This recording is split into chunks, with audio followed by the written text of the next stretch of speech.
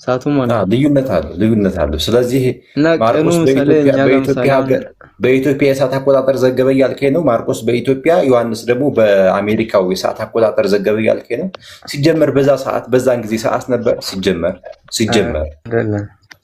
ሰዓት ነበር በእነሱ ጊዜ። ሰዓት ሲል ለምሳሌ መጽሐፍ ቅዱስ ወጥተን ያደርጋል እኮ 6 ሰዓት ተሰቅሎ አሁን ባጭሩ ችግር የለም። ይሄ የሰዓት አቆጣጠሩ የሀገሩ ጉዳይ ነው ያልከኝ ነው አይደለ?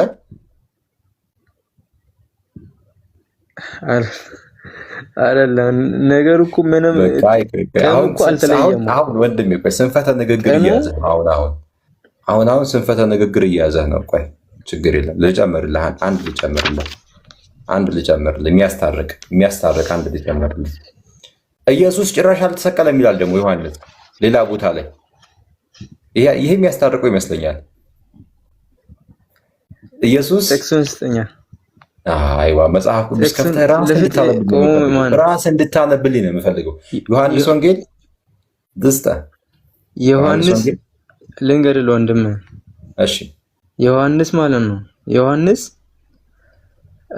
ወልደ ንጓድ ሁለት እንትኖች አሉ ዮሐንሶች ማለት ነው። አንዱ ወልደ ንጓድ አለ፣ አንዱ ደግሞ መጥመቀ ቅዱስ ዮሐንስ አለ። እነሱ የትኛው ናቸው? ከነሱ ውስጥ የትኛው ነው? እሱ ሌላ ጉዳይ ነው። እሱን ለአንተ ልተውልህ። እሱ የኔ ጥያቄ አይደለም።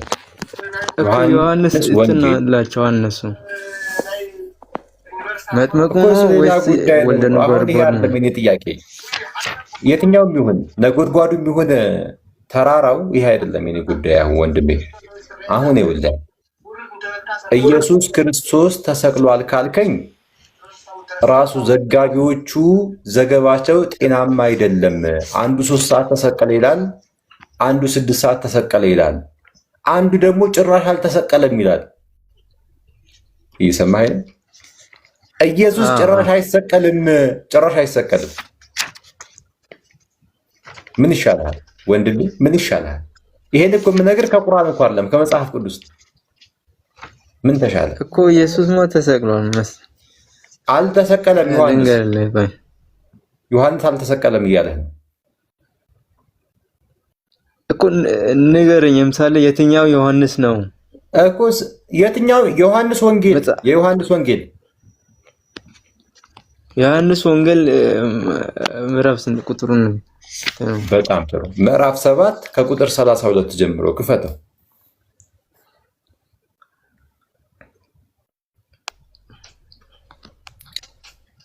አንብብልኝ። አንተ አንብበው፣ ራስ እንድትመሰክር ነው የምፈልገው።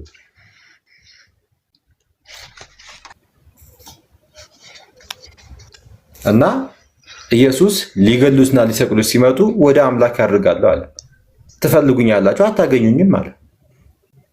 ታዲያ ወደ አምላክ ያደርጋለሁ ካለ እንዴት የሚሰቅሉት?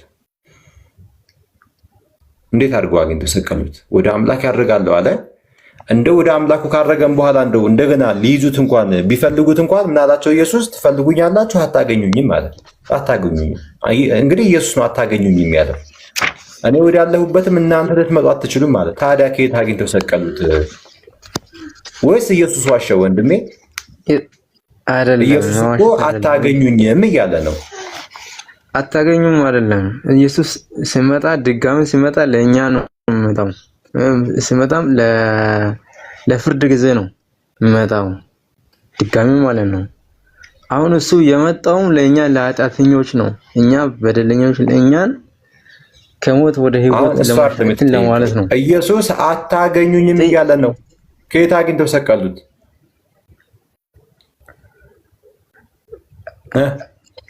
በእንትን አይደል ኢየሱስ በምሳሌም እሱ ቃል ስጋ ሆነ፣ ቃልም እሱ ሆነ። ምሳሌ አንዳንድ ነገር ማለት እኛ አልጠየቅንም። ኢየሱስ ክርስቶስ ቃል ነው፣ ፈጣሪ ነው፣ ፍጡር ነው ጥያቄያችን አይደለም። ይሄኛ ጥያቄ አይደለም። ኢየሱስን ሊገሉትና ሊሰቅሉት ሲመጡ ወደ አምላክ ያደርጋለሁ አታገኙኝም አላቸው እያልኩ እኮ ነው። ከየት አግኝተው ሰቀሉት? እሱ እኮ አታገኙኝም አለ። ወይስ እየዋሸ ነው ኢየሱስ? በነበረው ኢምፓየር ሮም ነው።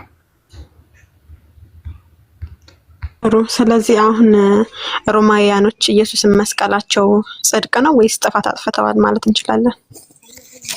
ህግ እኮ ነው የተፈጸመው። ይሄ ጥያቄ ነው የጠየቅኩህ እኔ። ሮማውያኖች ወይም አይሁዳኖች ኢየሱስን ሲሰቅሉት ጥፋት አጥፍተዋል ወይስ ጥሩ ነገር ነው የሰሩት ብለህ ታስባለህ? ይህ እኮ የሚጠየቅ ጥያቄ አይደለም። አንድ መረዳት ያለብሽ ነገር ማለት ነው። መልስ የለህም ለጠየቅኩት ጥያቄ? አይደለም ለጠየቅሽው ጥያቄ ቀጥታ መልስ ልታገኝ የምትፈልጊ ከሆነ ማለት ነው። ምን መሰለሽ፣ ይሄ በዳዊት ህግ ተናግሮ የነበረ ነገር ነው የተፈጸመውና ይሄ ጸደቁ ወይ ኃጢአት ሰሩ ተኮነኑ የሚባል ነገር አይደለም። አሁን ልብ በሉ ያ ጀማ፣ የጠየቅኩት ምንድነው አይሁዳኖች ኢየሱስን መስቀላቸው ጥፋት ነው ወይስ ትክክል ነው ብዬ ነው የጠየቅኩት። ግን ምንም ቀጥታ ሊመልስ አልቻለም። ቀጥታ ልትመልስ ከቻል ክራይስት አይሁዳኖች ኢየሱስ ክርስቶስን መስቀላቸው ስህተት ሰርተዋል ወይስ ትክክል ነው ያደረጉት? አጭር መልስ ብትሰጠኝ ጥሩ ነው። እዚህ ጋር ደግሞ ያልተረዳሽ ነገር አለ። ይሄ ስህተት ምንድነው? ቀጥልሽ። እሺ ቢያንስ አሁን ላንቺ ላስረዳሽና ስህተት ነው ብለሽ የምትዩ ነገር ተረድቶኛል። ስህተት ከሆነ ሰዎችን ወደ ኃጢአት ሊወስድ ነው የመጣው ነው የምትይ፣ ተረድቶሻል። እኔ አሁን ምን አለ መሰለህ ክራይስት፣ እኔ ወደፊት ምን እንደምልህ አትሰብ፣ መልስህ ላይ ወይም ደግሞ ጥያቄው ላይ አተኮር እንጂ ይሄን ብላት እኮ ይሄን ትለኛለሽ የሚለውን ጥያቄ ተው። እኔ ጋር የሚጠየቀው ጥያቄ ስላላወቀ አሁን የምጠይቅህ ሌላ ነው፣ አንተ የማታስበው ሊሆን ይችላል። ገባህ? ስለዚህ አንተ ለራስህና ለቃሉ ታማኝ ሆነህ ማውራት አለብህ። አይሁዳኖች ኢየሱስን ሲሰቅሉት አሪፍ ያኒ ኢየሱስን ሲሰቅሉት ትክክል ነው ያደረጉት ወይስ መስቀላቸው ስህተት ነው ብዬ ተጠይቀ አንድ መልስ ነው የምትሰጠኝ። አዎ ስህተት ነው ወይም ደግሞ አይ ትክክል ነው ያደረጉት። ኦኬ ለድህነት ይጠቅማል ስለማለት ስህተት ነው ኢየሱስ መሰቀሉ ስህተት ነው ማለት ነው። ያ እንዴ ክርስቶስ ምን ይላል መሰለ ጳውሎስ፣ ክርስቶስ ካልተሰቀለ ኦኬ እምነታችን ከንቱ ነው፣ ስብከታችን ከንቱ ነው ይላል አንደኛ ቆሮንቶስ ምዕራፍ 15 ላይ ማለት ነው። ስለዚህ አሁን አንተ ክርስቶስ መሰቀሉ ስህተት ነው ካልክ ለድህነትህ እኮ አስጊ ሆነ። ክርስቶስ ካልተሰቀለና ሞቶ ካልተነሳ እምነታችን ከንቱ ነው አለ ጳውሎስ። አሁን ይሄ ሰው ምን እያለ ነው መሰላችሁ? ስቅለት ኢየሱስ መሰቀሉ ስህተት ነው እያለ ነው። ድህነት በምንድን ነው የምታገኘው? እሺ ኢየሱስ ካልተሰቀለ ኢየሱስ የተሰቀለው በምንድን ነው እንዴ? አንድ ሚኒንግ አልተረዳሽውም አንቺ።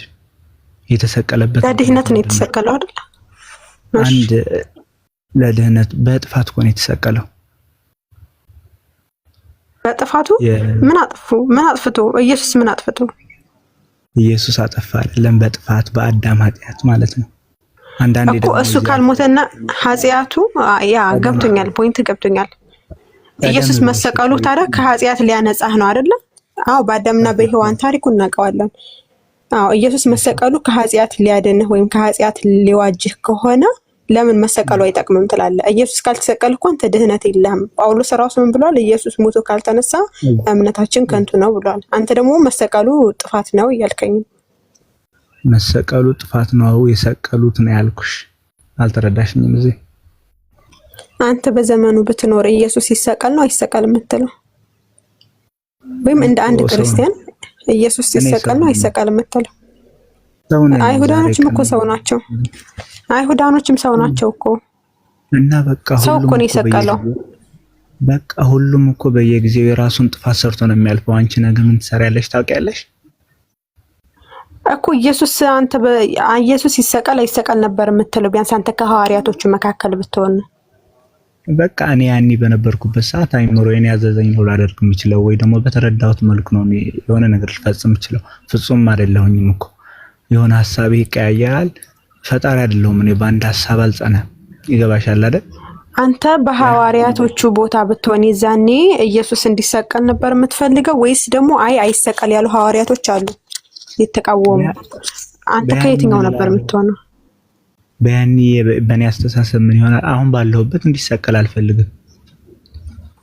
እሺ በምን ትድናለህ? ካልተሰቀለ ክርስቶስ ካልተሰቀለ ድህነት የለም አለ ጳውሎስ። ያለ ደም ስርየት የለም ይላል ጳውሎስ። እሺ ኢየሱስ ክርስቶስ ስለኛ መጥቶ ሞተ፣ ህግ ነው የተፈጸመው። አንድ ያልተረዳሽው ነገር አለ እንጂ። ኧረ እኔ ተረድቼዋለሁ። ህዝቡን ያልገባችሁ ነገር አለ ትላላችሁ። እናንተ ካላስረዳችሁ ህዝቡ እንዴት ነው የሚገባው? እናንተ አይገባችሁም ትላላችሁ። እናንተ ስትጠይቁ አትመልሱ። ምን ይሻላል ክራይስት? ኖ እዚህ ጋር መረዳት ያለብሽ ነገር ማለት ነው። ብዙ ጊዜ አሁን ቀደም ብዬ የሚያስተዋልኩሽ ነበርና በአንድ አንቀጽ ወይ ደግሞ በአንድ ተለላ ንባብ ማለት ነው ሙሉ ለሙሉ የምትተረጉሚበት አንቺ ምንም አይነት እምነትም አይኖርሽም። የሆነ ነገር ከፍ ብለህ እኔ ተረጎምኩ ጥያቄ አሁን እኔ ጥያቄ እየጠየቅኩኝ ነው እኮ እና ዳይሬክት አሁን ቀደም ብላችሁ አሁን ጥያቄ እየጠየቅኩ ነው ግን አልመለስክልኝ።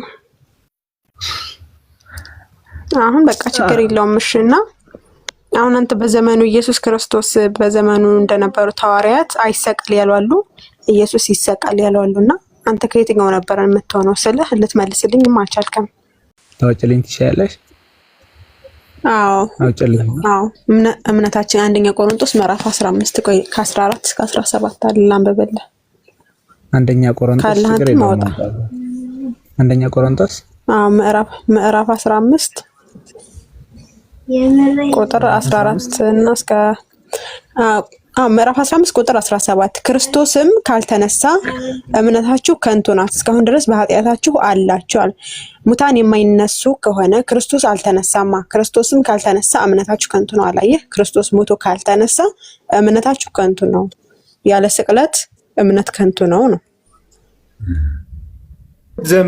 በህይወት ዘመኑ ኢየሱስ ከአዳም ጀምሮ የመጣውን ኃጢአት በመስቀል ላይ ላስተሰርይ ነው የመጣሁት ብሎ ተናግሮ አያውቅም። እስኪ ተናግሯል የምትሉ እስኪ ኦሳማ ጆሃርን አዋርዱት። እስኪ ኮመንት ላይም ጥቅሱን በመጻፍ ወይ እዚህ ገብታችሁ ቴዳ እንባቆም ዋሽቻለሁኝ ካለ አምጡልኝ። እንዴት ነህ? ሰላም ነው? እግዚአብሔር ይመስገን። እንዴት ናችሁ? አለን። እምነት ምንድን ነው? እምነቴን ከመናገሬ በፊት ምናልባት የምጠየቀው ወይም ደግሞ የምጠይቀው ነገር ወይ ደግሞ የምመልሰው ከተማርኩበት ወይም ደግሞ ካወቅኩበት አንጻር እንጂ እኔ ያመንኩትን እምነት ወክዬ በጣም ፐርፌክት ሆኜ የምመልስ አይደለሁም። እኔ አንዳንድ ጥያቄዎችን ብስት እምነቱ የሚያስተምረው እንደዚህ ነው ወይ ደግሞ እምነቴን ወክላለሁ ማለት አይደለም። ነገር ግን የማውቀውን ነገር ከመጽሐፍ ቅዱስ የተማርኩትን፣ ያነበብኩትን፣ የተረዳሁትን እመልስላለሁ። ኦኬ፣ በጣም ጥሩ። ኢየሱስ በመስቀል ላይ ተሰቅሏል። አዎ በደንብ ኢየሱስ በመስቀል ላይ ተሰቅሎ ሙቷል። በጣም ጥሩ። እሺ እንደምናውቀው ኢየሱስ ክርስቶስ አሁን እንደ እምነት ነው የምጠይቅህ፣ እንደ አመጣጥህ ያው አመጣጥህን አይቼ እሱን ቤዝመንት አድርጌ እምነትን ከላይ ያለውን መሰረታዊ እምነትህን መጽሐፍ ቅዱስ ላይ ገብተን ምናምን ነገር ሳይሆን እምነትህን ክርስትና ላይ ያለን እምነትህን እንድትነግረኝ ነው የምፈልገው። ኢየሱስ ክርስቶስ በመስቀል ላይ ተሰቅሎ ሙቷል። እሺ እንግዲህ እንደ አንድ ክርስቲያን ኢየሱስ ፍጹም ሰው ፍጹም አምላክ የሚል እምነት አለ አይደለ? አዎ።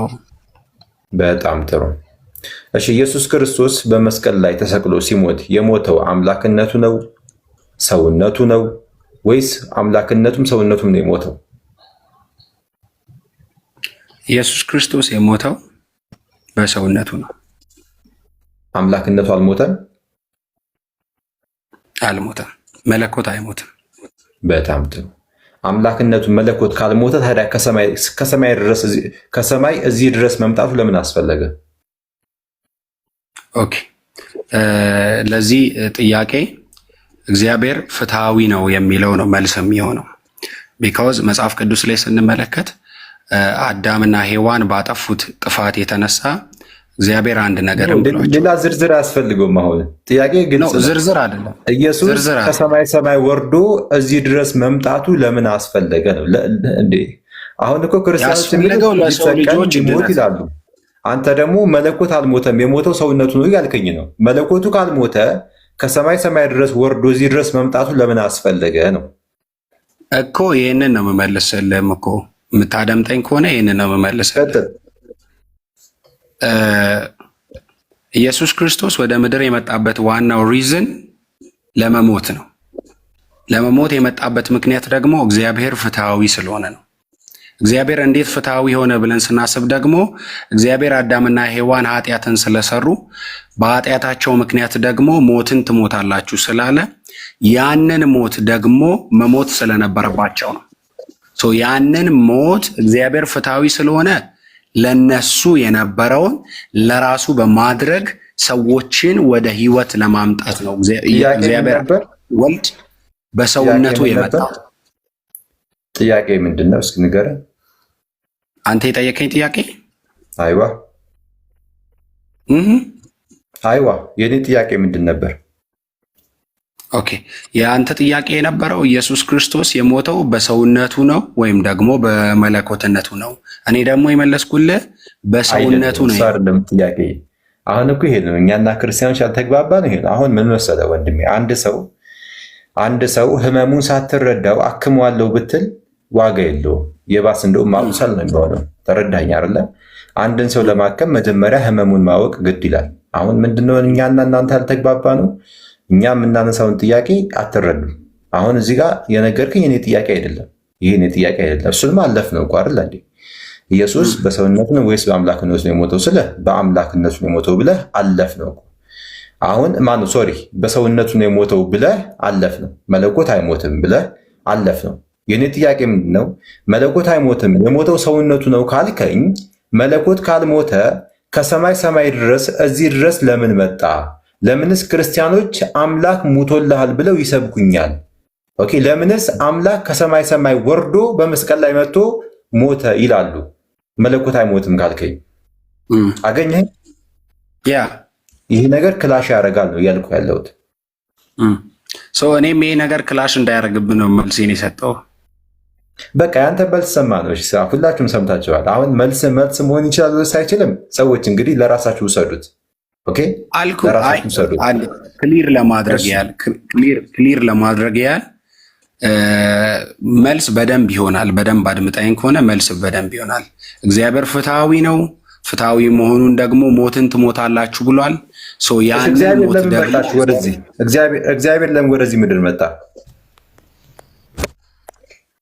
ኢየሱስ ክርስቶስ ወደ ምድር የመጣበት ምክንያት እግዚአብሔር ስለ ሰው ልጆች ኃጢአት ለመሞት ነው። ከሰማይ ሰማይ እግዚአብሔር የመጣው ለሰዎች ሊሞት ነው። ያ ሰው ልጆች ድነት እንዲያገኙ ስለ ሰው ልጆች ኃጢአት ከሰማይ ሰማይ ወርዶ በቃ መለስክልኝ። ከሰማይ ሰማይ ወርዶ የመጣው መለኮት ለእኛ ሊሞትልን ነው አልከኝ። ቅድም ደግሞ አይሞትም ብለህ ነበር። መለኮት ስጋ ወደ ምድር ሲመጣ እኮ መለኮት አይደለም የመጣ። ይህን መለኮት ብቻ አይደለም ፍጹም ሰውም ሆኗል። ይህንም ማሰብ አለበት። ሲመጣ ሲባል የመጣበትን ወይ ማሰብ አለብህ። ሰው ከሆነ ይሄኛውን ወይ ማሰብ ትችላለህ። ወደ ሰውነት ተቀየረ ኔቨር። ነገሮችን በማጣመም መረዳዳትም ሆነ እውቀትን ማግኘት እኔ አላጣመምኩም። ከንግግር የምረዳው ነገር እየጠየቅኩ ነው። ሰውም ሆኗል አልከኝ አይደለ? ኦኬ ተቀየረ ነው የምትለው? ከሰማይ ፍጹም ሰው ፍጹም አምላክ ነው ወደ ምድር ሲመጣ እኮ። አሁን መለኮት ከማርያም ከስጋዋ ስጋ ከደሟ ደም ነው የነሳው። አሁን ያ ሰውነቱ ከየት ነው የመጣው? ሰውነቱን ያገኘው ከማርያም ነው። ቴንኪዩ። ሰውነቱ ከምድር ነው አይደለ? ከምድር ነው። ለዛም ነው ራዕይ ዮሐንስ ላይ የዳዊት ስርና ዘር ነኝ ይላል ኢየሱስ። ሰውነቱ ሰው ነው። ሰውነቱ ከማርያም ነው። ማርያም የዳዊት ዘር ነች። ከዛ የመጣ ነው ሰውነቱ። ይሄን ነው የምልህ። አሁን ያ ሰውነት ሞተ ካልከኝ የመለኮት መምጣት ምን ይሰራል ነው እኮ ጥያቄ እኮ። አሁን ኦኬ ሰውነቱን የሞተው ካልከኝ ሰውነቱማ እዚሁ ያለ ነው፣ ከማርያም ያለ ነው። መለኮት ታዲያ ምን ሊሰራ መጣ? በጣም በቃ ክርስትና የቱን ያህል ብዥታ እንዳለበት ተመልከቱ። አሁን ቴዳ እውነቱን ለማውራት ወላ አንተ ለራሱ ግራ ገብቶሃል። ሐቁን ለማውራት ማለት ነው። ኔቨር እሺ፣ እሱ ሰዎች ይታዘቡ እንዳይወሰዱ ለራሳቸው ውሰዱት። አሁን ይኸውልህ ቴዳ እምልህን ስማኝ በደንብ አድርገህ። የሞተው ፍጹም ሰውነቱ ነው ካልከኝ ያ ሰውነቱ ደግሞ ከማርያም የመጣ ነው አይደል? ያ ከሆነ የሞተው መለኮቱ ምን ሊሰራ መጣ እያልኩህ እኮ ነው። መልሰህ ደግሞ ከሰማይ የመጣው መለኮት ሊሞት ነው እያልከኝ ነው። ሞተ ካልከኝ በቃ መለኮት ይሞታል ማለት ነው እኮ። እኔ ይህንንም ነው እኮ ያልኩ። እግዚአብሔር ወደ ምድር የመጣበት ፐርፐዝ ምንድን ነው የሚለውን ከተረዳ ይሄኛው ግራ ያጋባም እያልኩ ነው። እሺ ለምንድን ነው የመጣው? እሺ እግዚአብሔር ከሰማይ ኦኬ መጽሐፍ ቅዱስ ሲናገር በእርሱ የሚያምን ሁሉ የዘላለም ሕይወት እንዲኖረው እንጂ እንዳይጠፋ እግዚአብሔር አንድያ ልጁን እስኪሰጥ ዓለምን እንዲወደዋል ይላል። እግዚአብሔር ኢየሱስ ክርስቶስን እስኪሰጥ ድረስ ዓለምን የወደደበት ምክንያት ሰዎችን ለማዳን ነው። ሰዎች የሚድኑበት ከምንድን ነው ሲባል ከኃጢአት ነው፣ ከሞት ነው። ያ የመጣበት ምክንያት ደግሞ ሰዎችን ከኃጢአትና ከሞት ለማዳን ነው። መለኮት ከሰማይ እዚህ ድረስ ለምን መጣ? ማይ ኩዌሽን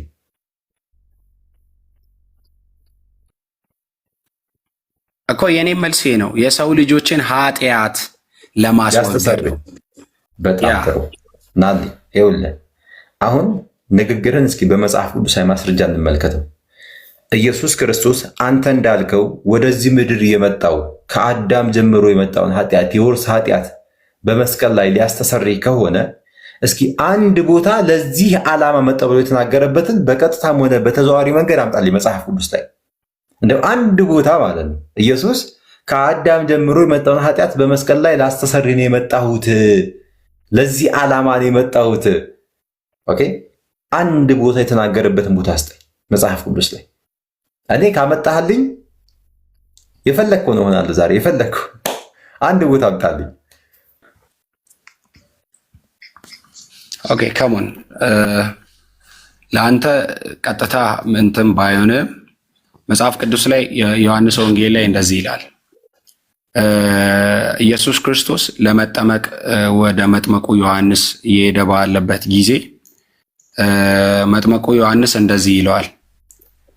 በሰዎች በተሰበሰቡበት ብዙ ሰዎች ባሉበት ቦታ ነውና እነሆ ይላል ኢየሱስ ክርስቶስ ወደ እሱ ሲቀርብ እነሆ የዓለምን ኃጢአት የሚያስወግድ የእግዚአብሔር በግ እያለ ይጠራዋል። ማን ነው የሚጠራው? ዮሐንስ። የኔ ጥያቄ ምንድን ነው? ዮሐንስ የተናገረበትን ብያለሁ። ኢየሱስ ራሱ ለዚህ ዓላማ መጣው ብሎ የተናገረበትን ቦታ ስጠኝ ነው ያልኩ። አይ እኔ እኮ አልኩ ለአንተ ጥያቄ ቀጥታ ዳይሬክት ባይሆንም ኢየሱስ ክርስቶስ አጠገብ ሆኖ ፊት ለፊቱ ሆኖ በሰዎች መካከል ላይ መልስ መሆን አይችልም። ትክክል። ኢየሱስ ክርስቶስ ይኸውልህ፣ ኢየሱስ ክርስቶስ ከአዳም ጀምሮ ለመጣው ኃጢአት ከአዳም ጀምሮ ለመጣው ለውርስ ኃጢአት ነው እዚህ ምድር ላይ የመጣው። ያንን የውርስ ኃጢአት በመስቀል ላይ ሊያስተሰርይ ነው የመጣው ካልከኝ የመጣው ለዓለማት ነው ማለት ነው አይደለ? ድጋሚ እስኪ። ለዚህ ዓላማ ከሆነ ኢየሱስ ክርስቶስ የመጣው ለዓለም ነው። ለዓለም ለሁሉም ሰው ነው የመጣው። ለምን? ይሄ የአዳም የውርስ ኃጢአት በሁሉም ሰው ላይ ስለመጣ። እሱ ግን ለእስራኤል ብቻ እንደመጣ ይናገራል። ለእስራኤል ከተማ ብቻ እንደመጣ ይናገራል። አየኸው? ይሄ ለራሱ ለዓለም ለውርስ ኃጢአት መጣ የሚለውን ሐሳብ ያከሽፋል። ማቴዎስ ወንጌል 15:24 ላይ ምን አለ ኢየሱስ ክርስቶስ? ከእስራኤል ከጠፉ በጎች በቀር አልተላኩም አለ። ይሄ በራሱ ወንጌል 15 እስከ አንብበው 15:24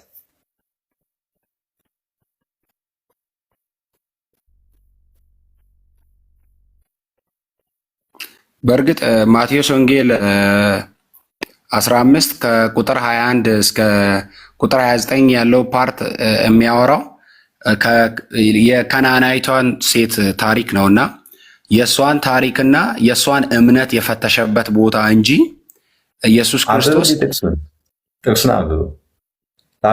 አሁን አንድ ነገር ልበልና አሁን ለምሳሌ ብዙ በእንደዚህ አይነት ዙሪያ ላይ የሚከራከረው እኔ ባይዜ የመጀመሪያ ቀኔ ነው እንደዚህ ላይቭ ላይ ራሱ እንደዚህ ሳወራ ማለት ነውና ቀጥታ አይሁዶችን ግደሏቸው የሚል ሐሳብ ያለበት የቁርአን ክፍል አውጥተው እንደዚህ ነው ብለው ያወራሉና ብዙ ሰዎች በእርግጥም ብዙ ቦታ ላይም ብዙ ላይቭ ላይም ሰምቼዋለሁና ያንን ሐሳብ አንተ ከኮንቴክስት አንጻር የምትረዳበት መንገድና እኔም ደግሞ አሁን ያልከውን ቦታ ከኮንቴክስት አንጻር መጽሐፍ ቅዱስ ከሚለው አንጻር የምንረዳበት መንገድ ፈጽሞ የተለየ። ኮንቴክስቱን እስኪ ግባና ተመልከተው። ቴንክ ዩ። በቃ በእንደዚህ እንትን የምንል ከሆነ እንግባባለን። አይ ቲንክ ይመስለኛል እንደውም ቦታው ሁለተኛ ስልክ የለኝም እና እንዳላነብ ወይም ደግሞ እንዳላይ፣ ነገር ግን በቦታው ላይ እኔ እስከማውቀው ማለት ነው መጽሐፍ ቅዱስ ምዕራፍ አይ ቲንክ 15 ላይ ቀደም እንዳልከው 15 በቃ ከእስራኤል ከጠፉ በጎች በቀር አልተላኩም አለ ኢየሱስ። ይህንን ያለበት ምክንያት ምንድን ነው? አንዲት ከነዓናዊ ሴት ልጇ ታሞባት ክፉኛ ታሞባት ማለት ነው። እባክህ አድነኝ ፈውስልኝ ስትል ጸጥ ብሏት ሄደ። እሱ ጸጥ ብሏት ሄደ ማለት ነው። በዛን ሰዓት ምን ተፈጠረ? ሐዋርያቶች ግድ አይሰጥህም እንዴ? ከኋላ እኮ ይህች ከነዓናዊ ሴት እየጮኸች ነው፣ ልጅ ታሞብኛል ብላ እየጮኸች ነው፣ ግድ አይሰጥህም ምናምን ነገር ሲሉት፣ በስተመጨረሻም ዞርና ምን አላት? ከእስራኤል ከጠፉ በጎች በቀር አልተላኩም አላት። እሷ ደግሞ ቀጥታ ምንድን ያለችው? ዩቲ እስኪ ጥቅሱን ብታነቢው ደስ ይለኛል። ለልጆች የቀረበ ነው፣ ለውሾች ትርፍራፊውን ውሾች እንኳን ይበሉታል የሚለውን ሀሳብ አወራች። አይዋ ይሄ ነው፣ እንዲህ ያለ ይቀጥላል። ስለዚህ አሁን እዚህ ጋር የምንረዳው ምንድን ነው? ኢየሱስ ለእስራኤል ብቻ እንደመጣ እየተናገረ ነው ያለው። ይሄ ብቻ ክፍሉ የሚያነሳው ተጨማሪ ማጠናከሪያ ማስረጃ ሐዋርያቶችን ለራሱ ሲልካቸው ምንድን ነው ያላቸው? በእስራኤል ምድር ሂዱ ነው ያላቸው። በአሕዛብ ምድር እንዳታልፉ ነው ያላቸው። በእስራኤል በጠፉት በጎች አካባቢ ሂዱና ስበኩ ነው ያላቸው ሲነግራቸው በራሱ ማለት ነው። እኔ ለእሱ ጥቅስም ሰጣለሁ። ስማኝ አንዴ ደግሞ በእርግጥ የመጀመሪያው ክፍሉ የሴትዮዋን እምነት የፈተሸበት ነው። የኔን ሀሳብ ብቻ እንድትወስድ እፈልጋለሁ፣ እንድትሰማኝ። ሁለተኛ ደግሞ ክፍሉ ስለ ድነት አይደለም የሚያወራው ድነትን አስመልክቶ አይደለም። ሶስተኛ ደግሞ አሁን ያነሳው ሀሳብን ቀጥታ ኢየሱስ ክርስቶስ እዚሁ ሳትወጣ ማርቆስ ወንጌል ምዕራፍ 16 ቁጥር 16 ላይም እንዲሁም ደግሞ ሐዋርያት ሥራ ምዕራፍ 1 ላይ ሲናገር በኢየሩሳሌም መንፈስ ቅዱስን እስክትቀበሉ ድረስ በኢየሩሳሌም ቆዩ፣ መንፈስ ቅዱስን ከተቀበላችሁ በኋላ በይሁዳ በሰማሪያ እንዲሁም ሌሎችን ከጠቀሰ በኋላ በዓለም ዳርቻ ሁሉ ምስክሮቼ ትሆናላችሁ ይላል። ደግሞ መጽሐፍ ቅዱስ ላይ እዛው ማርቆስ ወንጌል ምዕራፍ 16 ቁጥር 16 ላይ ደግሞ ሲናገር እንደዚህ ይላል፣ ወደ ዓለም ሁሉ ወንጌልን ለፍጥረታት ሁሉ ስበኩ፣ ለፍጥረታት ሁሉ ስበኩ ይላል ኢየሱስ በራሱ። እሺ ቆይ ኢየሱስ ለማን ነው የተላከው? ለዓለም ሁሉ። ለእስራኤል ብቻ እያለ አልኩ እኮ እኔ አልኩ ቅድም እንዳልኩ ግደሏቸውን የሚለውን ኮንሰፕት አንተ እንዴት ነው የምትረዳው? አልኩ እኮ ንገረኛ። እሱ ሌላ ጉዳይ ነው ብራዘር፣ እሱን ያስረዳሃለሁ። ለዛ እኮ ነው ያልኩ። አንደኛ ኮንቴክስቱ ከድነት ጋር አይገናኝም እያልኩ ነው። በያ ይሄ እኮ ግልጽ ሀሳብ ነው። ኮንቴክስቱ ስለ ድነት አይደለም ነው። እኔ አሁን ድነት ነው አይደለም፣ እሱ ሌላ ጉዳይ ነው። አሁን ብራዘር ጥያቄውን መመለስ ካልቻልክ አልቻልኩም በል። አሁን እኛ የምናወራው ስለ ድህነት ነው። ስለ የትኛው ድህነት? ስለ ድህነት ከሆነ ስለ ድህነት የሚያወራ ሀሳብ ቆይ ዓለምን ሊያድን መጣ ላልከው ንግግርህ በዚህ ዙሪያ እያወራን ያለን። እኔ ደግሞ ለዓለም አይደለም የመጣው ለእስራኤል ብቻ ነው ብዬ እየነገርኩ ለዓለም የምትለውን ድህነት እያበላሸውብህ ነው፣ በመጽሐፍ ቅዱስ ማስረጃ ማለት ነው። ንግግርህ ትክክል አይደለም። የዓለም ሰዎች ሊያድን መጣ የሚለውን ንግግርህ መጽሐፍ ቅዱስ ይቃወሟል ብዬ ማስረጃ እየሰጠሁ ነው። እሱ ለእስራኤል ብቻ ነው የተላኩት እያለ እኮ ነው ብራዘር። ዋሸሽ ዋሸ እንበል